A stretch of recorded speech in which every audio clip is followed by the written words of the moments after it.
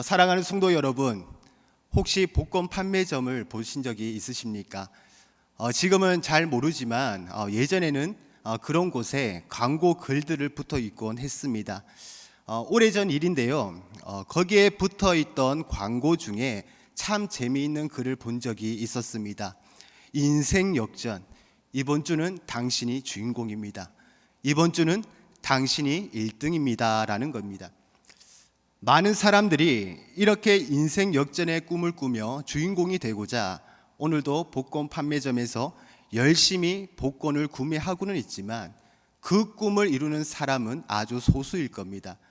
아무리 땀을 흘려 일을 해도 가난은 계속 대물림되어 벗어날 수 없고, 부부가 발버둥 치며 애쓰고 일을 해도 저축은커녕 빚만 늘어나고, 지금도 캄캄한 단칸방에 살면서 한치의 희망도 없이 살아가는 사람들이 얼마나 많겠습니까? 절망의 늪에서 빠져나오는 사람, 좌절의 굴레에서 벗어나는 사람, 그 모든 상황을 역전시키는 사람은 과연 얼마나 될까요? 하지만 성경에는 인생 역전을 이룬 많은 믿음의 사람들을 만날 수가 있습니다.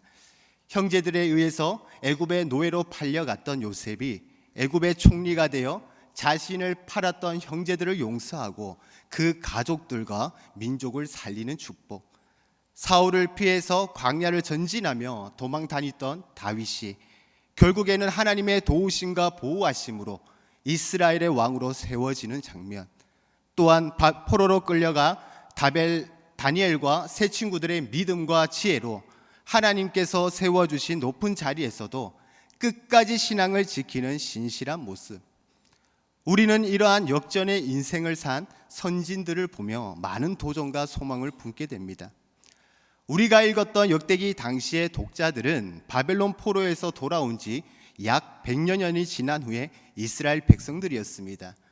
바벨론 포로 귀환 이후에 이스라엘 공동체는 하나님이 이루어 주실 영광스러운 회복을 기대하고 있었습니다. 하지만 무너졌던 성전이 다시 지어지고 나서도 이 같은 기대는 현실로 나타나지 않았습니다.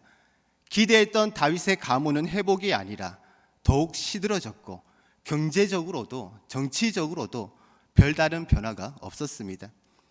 하나님이 통치하시는 나라가 아니라 바사라는 대제국에 의해서 간섭당하고 통치되고 있는 이 상황에서 하나님이 약속하신 다윗 왕국, 즉 하나님 나라의 진정한 회복은 도대체 언제 어떻게 이루어질까라는 원망과 낙심이 있던 시기였습니다. 그래서 하나님은 사람의 힘으로 아무런 방법이 없던 어둡고 암울한 이때에 역대기를 통해서 이스라엘 백성들에게 용기와 소망을 주시기를 원하셨습니다. 역대상 1장부터 9장까지는 무려 500명 이상의 족보가 소개하고 있습니다. 누구는 누구의 아들이고 누구는 누구의 아들이라는 소개가 계속해서 반복되어지고 있는 가운데 우리는 그 속에서 특별히 소개하는 한 사람을 만나게 됩니다. 하나님이 특별히 주목하신 그 사람의 이름은 바로 야베스입니다. 성경 전체에서 야베스라는 인물에 대해 설명하는 부분이 이것밖에 없기 때문에 야베스에 대해서는 우리가 자세히 알 수는 없지만, 그럼에도 오늘 본문 두 구절의 말씀만으로 야베스가 어떤 인물이었는지, 또 그가 어떤 인생을 살았는지를 알 수 있기도 합니다. 사랑하는 성도 여러분, 혹시 숙명과 운명의 차이가 무엇인지 아십니까? 숙명은요, 한자로는 묵을숙, 이미 정해진 목숨명입니다. 그리고 운명은 한자로는 움직일 운, 바뀔 운, 목숨명, 명령명입니다. 다시 말해서 숙명은 이미 날 때부터 가는 길이 정해져 있어서 인간의 의지로나 피하거나 바꿀 수 없는 상황을 뜻하며, 운명은 인간의 노력에 따라 얼마든지 가는 길이 바뀔 수 있음을 의미합니다. 그래서 숙명은 뒤에서 날아오는 활사가 같아 피할 수는 없지만, 운명은 앞에서 날아오는 화살과 같아 피할 수 있다라고 말하기도 합니다. 숙명과 운명의 출발선은 같아 보여도 그 과정과 결과는 완전히 다릅니다. 숙명에 갇힌 사람은 변화를 위한 인간의 시도와 노력이 무의미하다고 생각하기에 아무것도 하지 않지만, 운명을 품은 사람은 끊임없이 변화를 시도하며 새로운 환경을 만들어냅니다. 예를 들어서 숙명론자는 누에 꼬치 안에서 평생을 갇혀 산다면, 운명론자는 그 누에 꼬치를 뚫고 나와서 끝내 아름다운 나비의 모습으로 변신하여 파란 하늘 위로 훨훨 날아다니는 것과 같습니다. 오늘 본문에 등장하고 있는 야베스라는 사람 또한 좋은 숙명을 가지고 태어난 것은 아니었습니다. 야베스라는 이름 자체가 고통, 슬픔이라는 뜻을 가지고 있기 때문입니다. 그렇게 야베스의 이름만으로 볼 때에 숙명적으로 고통과 슬픔의 삶이었습니다. 그럼에도 우리가 야베스를 높이 평가하는 것은 숙명, 운명이라는 굴레에 갇혀 있지 않고 하나님께 몸부림치고 간구함으로 고통의 자리에서 은혜의 자리로 옮겨지는 축복의 주인공이 되었기 때문입니다. 성경은 야베스를 불쌍한 자라고 말하지 않고 존귀한 자라고 말합니다. 존귀함의 기준은요, 배경이 아니라 믿음입니다. 개혁주의 신앙은 인간의 정체성은 출생 조건이나 환경이 아니라 하나님의 부르심과 은혜에 의해 규정된다라고 말합니다. 야베스는 자신의 이름에 머물지 않았습니다.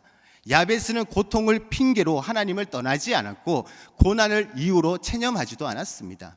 야베스는 고통의 자리에서 하나님께로 나아간 사람이었습니다. 야베스를 소개하는 오늘 본문은 여전히 그의 백성들을 사랑하시는 하나님의 은혜와 사랑이 잘 나타나 있습니다. 더 나아가서 한치 앞을 알 수 없는 불확실한 미래에 살고 있는 오늘날 우리가 어떠한 신앙의 모습으로 나아가야 할지를 가르쳐주는 본문이기도 합니다. 혹시 출구가 보이지 않는 어둡고 캄캄한 절망의 터널을 지나가고 계십니까? 가도 끝이 없는 광야의 길을 걸어가고 계십니까? 오늘 말씀을 통해서 우리에게 주시는 하나님의 위로와 소망을 발견하기를 원합니다. 또한 우리를 향하신 하나님의 뜻을 깨닫고 순종하는 은혜의 시간 되기를 원합니다. 첫 번째입니다. 야베스의 기도는 고통 속에서의 간절한 기도였습니다. 오늘 본문 9절의 야베스는 그의 형제보다 귀중한 자라고 소개하고 있습니다. 귀중한 자라고 번역된 히브리어는 존경을 받다, 부유하다, 영예를 얻다라는 의미가 있습니다. 따라서 야베스는 그의 형제나 일가 가운데 부유하며 가장 성공한 사람이었고 존경을 받을 만한 특별한 위치를 차지하고 있었음을 알 수 있습니다. 누구는 누구를 낳고에 이어 누구의 아들이라는 반복되어지는 족보가 연속적으로 기록된 역대상 앞부분에서 그는 형제들보다 귀중한 자다라는 특별한 표현은 야베스가 어떠한 사람인지, 그리고 어떻게 귀중한 사람이 되었는지, 왜 반복되어지는 족보에 이러한 내용이 들어간 것인지를 주목하게 해줍니다. 9절에 야베스는 그의 형제보다 귀중한 자라, 그의 어머니가 이름하여 이르되 야베스라 하였으니 이는 내가 수고로이 낳았다 함이었더라 라고 말씀을 합니다. 야베스의 이름의 뜻은 고통, 슬픔, 근심에서 난 자 등의 의미가 있습니다. 야베스는 수고와 아픔 가운데 태어난 자라는 뜻을 가지고 있습니다. 우리 모두는 다 이름이 있습니다. 그리고 각자의 이름 속에는 그 자녀를 향한 부모의 간절한 소망이 담겨져 있습니다. 지금도 그렇겠지만 특히나 그 당시의 사람들에게 이름은 그들의 미래를 결정짓는다고 믿었기 때문에 더더욱 좋은 뜻으로 이름을 지었습니다. 자녀의 이름을 고통이라고 지을 부모는 세상에 아무도 없을 겁니다. 모든 부부가 그렇듯이 이미 뱃속에서 생명이 있을 때부터 자녀의 이름을 무엇으로 할지 고민하고 또 고민하며 가장 좋은 뜻의 이름을 지어주고 싶어 할 것입니다. 그럼에도 불구하고 야베스의 어머니는 아들의 이름을 고통이라고 지었습니다. 그의 어머니가 아들의 이름을 야베스, 즉 고통이라는 것을 지은 것을 보면 야베스의 환경이 분명 예사롭지 않았다는 것을 짐작할 수가 있습니다. 그 원인을 우리가 자세히 알 수는 없지만 야베스의 어머니는 절망적인 상황에 빠져 있었을 겁니다. 아들을 낳았지만 기쁨이 없었습니다. 도구나 수고로이 낳았다라는 설명은 야베스의 어머니가 해산의 큰 고통 속에서 야베스를 출산했음을 알려주고 있습니다. 이것은 단지 그의 출생이 난산이었다라는 것만으로 말하는 것이 아니라 지나친 출산의 고통이라는 표현을 통해서 역대기 저자는 불행이나 재난의 상황, 모든 어려운 상황과 고통 등을 합축적으로 말하고 있는 겁니다. 아버지가 아니라 어머니가 그의 이름을 지었다라는 것은 그의 아버지가 없었을 것이라는 추측도 가능하게 합니다. 다시 말해서 야베스는 좋은 환경이나 부유한 환경에서 태어난 것이 아니라 처음부터 존귀한 자로 태어나서 귀중한 자로 자라난 것이 아니라 이 세상에서 태어난 시작부터 어려움의 시작이었고 불행과 고통의 상황 속에서 힘들게 자랐다라는 겁니다. 이 땅에서 처음으로 울음을 터뜨리는 그날 시작부터 그의 인생이 순조롭지 않았다라는 것을 말합니다. 야베스의 성장 과정을 다 알 수는 없지만 고통이라는 이름은 야베스에게 원죄와 같았을 겁니다. 야베스는 그렇게 불행한 사람이었습니다. 그렇다면 출생부터 불행한 이력을 가지고 고통 가운데 살았던 야베스가 어떻게 해서 그 불행을 이겨내고 하나님의 복을 받아 그의 가문 중에서도 특별한 위치를 차지하게 되었는지, 존귀한 자가 되었는지, 그야말로 인생 역전을 이루게 된 비결이 무엇인지 오늘 본문은 그 이유를 설명하고 있습니다. 10절 하반절에 하나님이 그가 구하는 것을 허락하셨더라라고 말씀합니다. 야베스는 하나님께 기도했고 하나님께서 그 기도를 들어주셨다라고 말씀하고 있습니다. 불행을 딛고 고통을 이겨내고 귀중한 자로 인생 역전을 이룰 수 있었던 가장 큰 비결은 그가 고통 속에서도 기도했다라는 겁니다. 물론 다른 것은 아무것도 안 하고 그냥 기도만 했다라고는 볼 수는 없습니다. 하지만 본문의 중요한 포인트는 그가 고통 속에서도 기도했고 하나님께서 그의 기도를 들어주셨다라는 겁니다. 우리는 신앙 안에서 아무런 문제가 없고 힘듦이 없었으면 좋겠다라고 생각을 합니다. 예수님을 믿는 것이 매일매일 행복하고 즐겁기만 하면 좋을 것 같습니다. 하지만 고통의 시간, 고난의 시간은 결국 우리를 하나님께로 인도하는 축복의 통로가 될 수 있다는 것임을 기억해야 합니다. 1997년 우리나라에 IMF 금융 위기가 터지자 교회마다 새벽 기도에 나오는 사람들이 급증했다라는 통계는 이 같은 사실을 잘 증명합니다. 고통이 크면 클수록 하나님께 더욱더 간절히 기도할 수 있는 기회가 될 수 있습니다. 고난이 길면 길수록 하나님을 더욱더 찾고 하나님께로 가까이 갈 수 있는 시간이 될 수 있습니다. 힘든 시간일 때에 더욱 간절했던 신앙이 잘 살게 되면 평안해지면서 나태함으로 변해버린 현실은 안타까울 수밖에 없습니다. 고통으로 인해 하나님을 찾고 하나님께로 더 가까이 나아갈 수만 있다면 우리에게 닥쳐온 어려움과 고난은 오히려 축복이 될 것입니다. 그래서 시편 기자는 이렇게 고백을 합니다. 시편 119편 67절에 고난 당하기 전에는 내가 그릇 행하였더니 이제는 주의 말씀을 지키나이다. 시편 119편 71절에 고난 당한 것이 내게 유익이라 이로 말미암아 내가 주의 율례들을 배우게 되었나이다. 욥은 고난과 아픔을 통하여 귀로만 듣던 하나님을 눈으로 배우는 은혜를 경험합니다. 현재 우리의 상황이 고통스럽다며 그 눈물 나는 고통 속에서 하나님을 찾고 구하며 하나님께로 기도하시기를 원합니다. 너무 캄캄해서 도저히 출구가 보이지 아니한다면 우리를 도와주시는 하나님께로 간구하기를 원합니다. 주님은 이렇게 말씀하시며 약속하십니다. 너는 내게 부르짖으라 내가 내게 응답하겠고 크고 은밀한 비밀을 내게 보여주시겠다. 문제가 크면 클수록 우리는 더욱더 우리의 연약함을 인정할 수밖에 없습니다. 철저하게 우리의 연약함과 부족함을 고백하지 않을 수 없습니다. 우리가 할 수 없기 때문에 하나님만을 신뢰하고 의지할 수밖에 없습니다. 내가 할 수 없다는 것을 인정하고 모든 것들 다 내려놓으며 겸손함으로 무릎 꿇을 때에 하나님은 비로소 일하기 시작하십니다. 하나님께서 야베스의 기도를 들으신 것은 야베스의 기도가 하나님의 영광을 향해 있었기 때문입니다.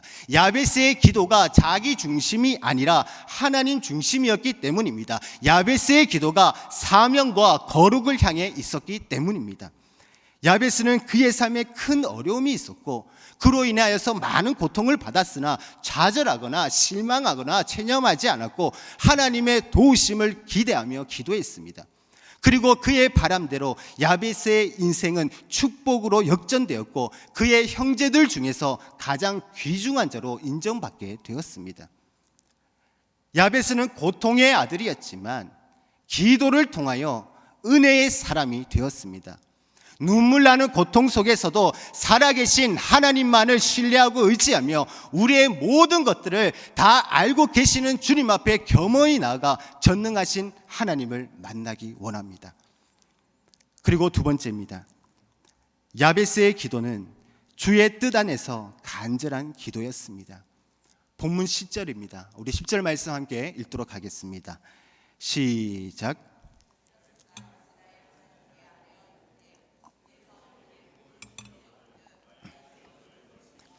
주의 손으로 나를 도우사 나로 환난을 벗어나 내게 근심이 없게 하옵소서 하였더니 하나님께서 그가 구하는 것을 허락하셨더라. 아멘. 본문에 나오고 있는 아레어라는 히브리어는 크게 소리를 지르다, 호소하다, 부르짖다라는 의미를 가지고 있습니다.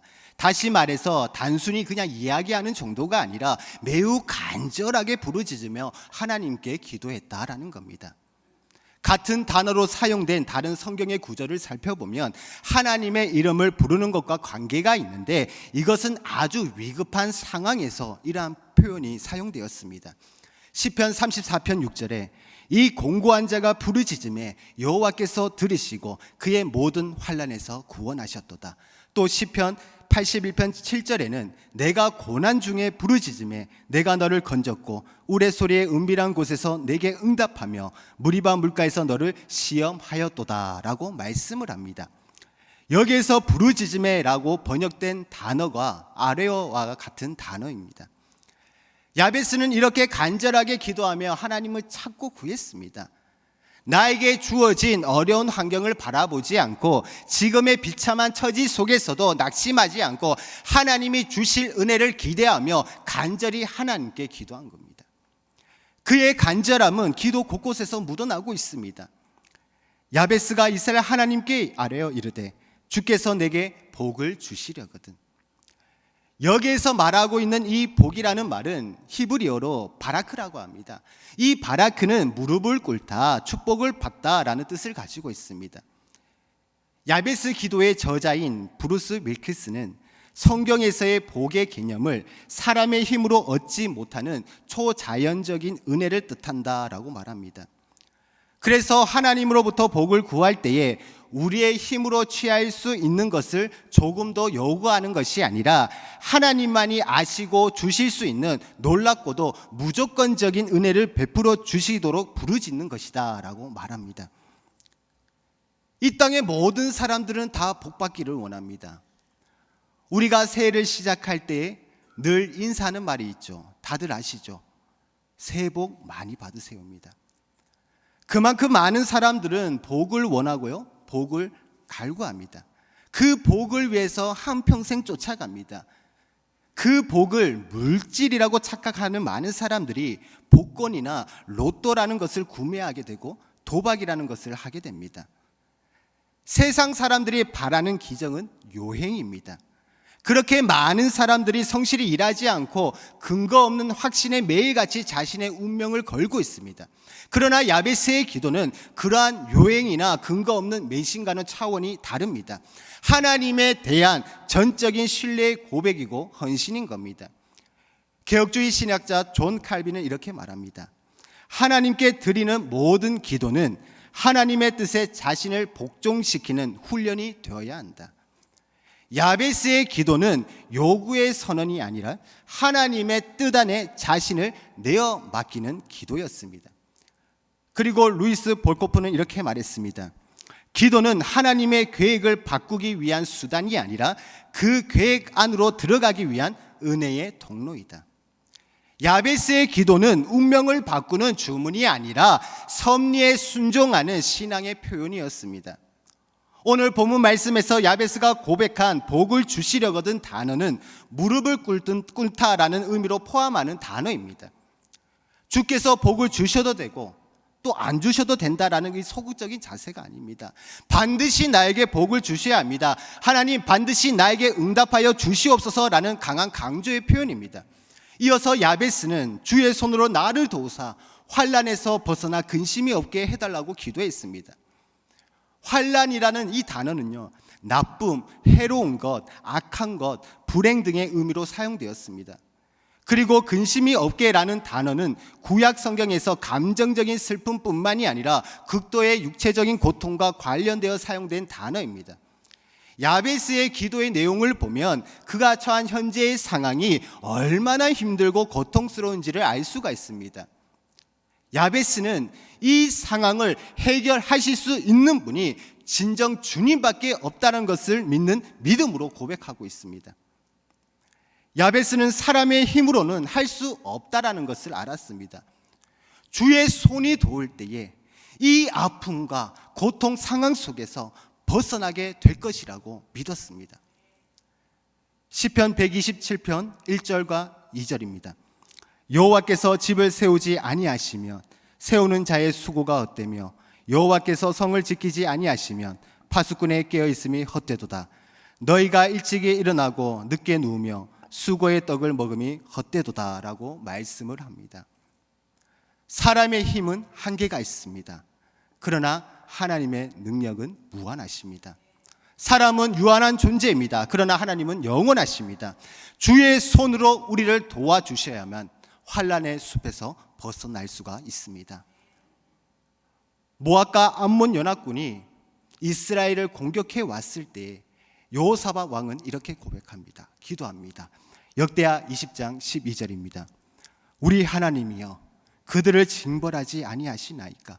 우리를 치러 오는 이 큰 무리를 우리가 대적할 능력이 없고 어떻게 할 줄도 알지 못하옵고 오직 주만 바라보나이다. 오직 주만 바라보나이다.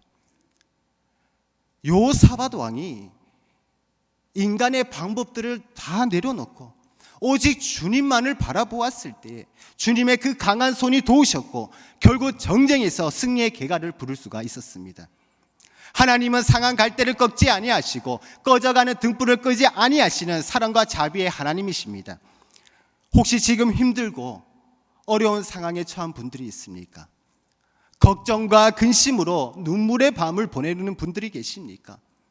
사랑의 하나님으로 나오십시오. 전능하신 하나님으로 나오십시오.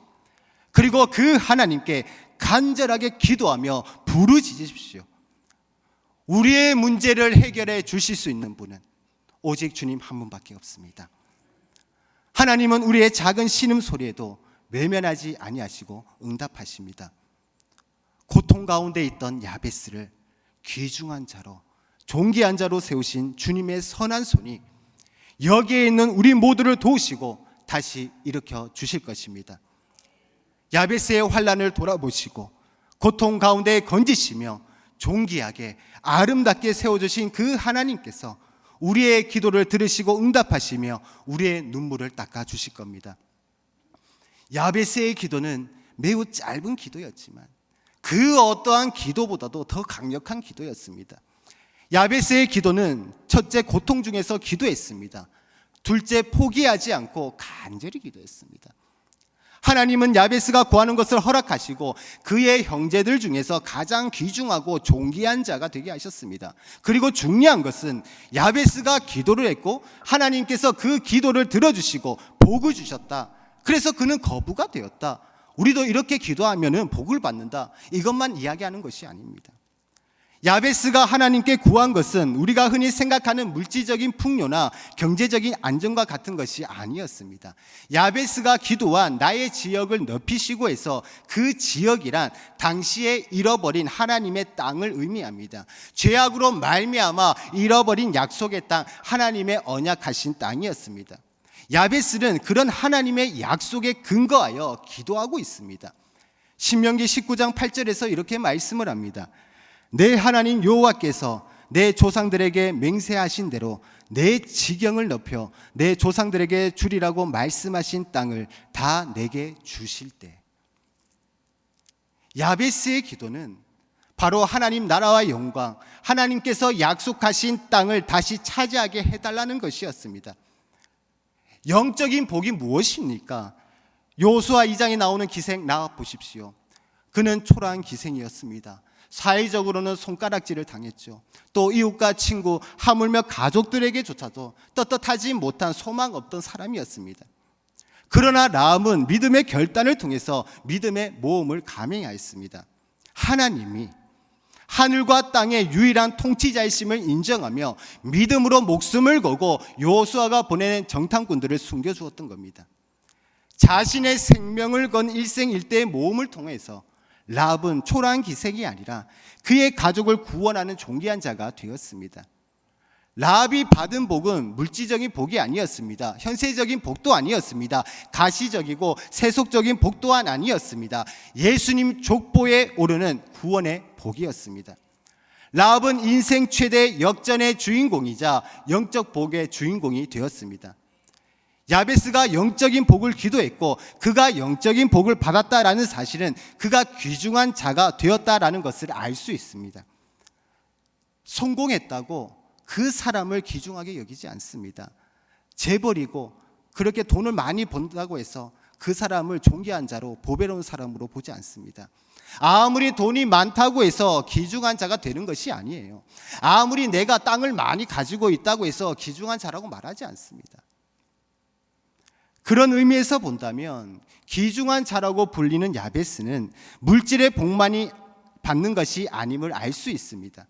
자신의 유익을 위한 하나님의 뜻을 알고 하나님의 뜻에 합한 간절한 기도였기에 하나님의 응답과 함께 영적인 참된 복을 누릴 수가 있었습니다.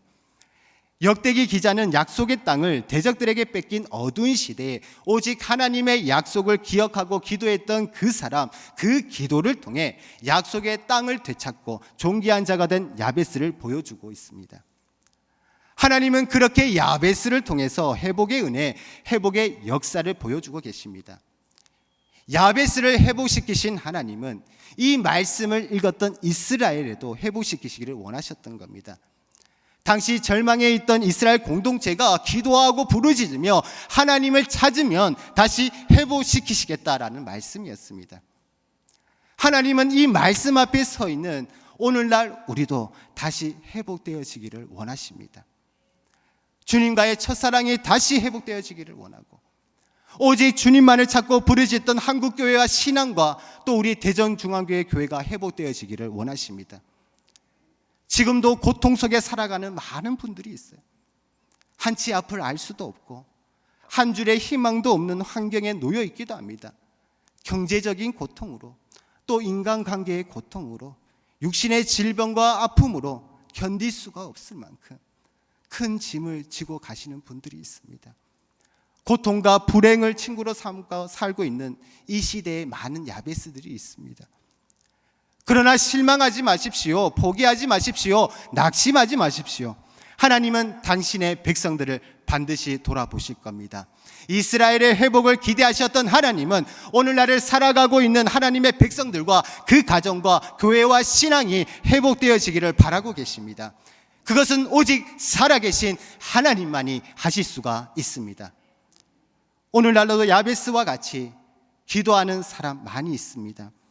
하지만 믿음으로 기도하는 사람들은 적습니다. 오늘날도 기도하는 사람도 많습니다. 하지만 간절히 기도하는 사람은 적습니다. 야베스처럼 고통 속에서도 기도하며 주의 뜻을 향하여 간절히 기도할 때에 야베스의 기도를 들어주신 하나님께서 우리의 기도에도 반드시 응답하실 것을 믿습니다. 말씀을 맺겠습니다. 바다가 잠잠하면은 족조가 생깁니다. 땅에 햇빛만 내리치면은 사막이 됩니다. 비가 와야 합니다. 또 파도가 쳐야 되죠. 그것처럼 우리의 인생 고난을 통하여 하나님은 우리를 빚어가시고 이루어 가십니다. 고통과 환난 중에서도 하나님만을 신뢰하고 주님만을 바라보며 간절히 기도한 야베스처럼 우리도 끝까지 하나님만을 신뢰하고 기도로 무릎으로 나아가기를 원합니다. 25년 끝자락에도 기도로 마무리하고 다가오는 26년 동안 기도로 시작하기를 원합니다. 오늘의 고통 속에서 끝까지 기도하며 환난 가운데서도 포기하지 않고 간절한 기도함으로 고통을 뛰어넘어 귀중한 자의 삶이 되고 또한 하나님의 놀라운 회복의 역사를 보게 되는 대전중앙교회 모든 성도님들이 되기를 주님의 이름으로 간절히 축복합니다.